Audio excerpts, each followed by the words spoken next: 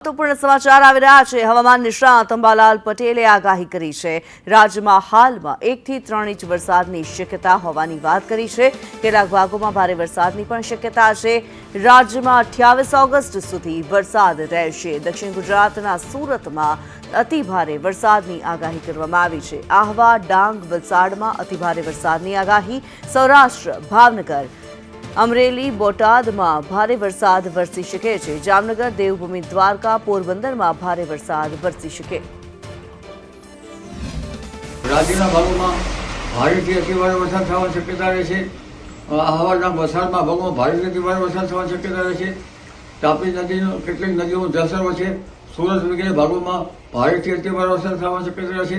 તાપી નદીનું જળસ્તર વધવાની શક્યતા રહેશે। આ ઉપરાંત દક્ષિણ સૌરાષ્ટ્રના ભાગોમાં વરસાદ થવાની શક્યતા રહેશે।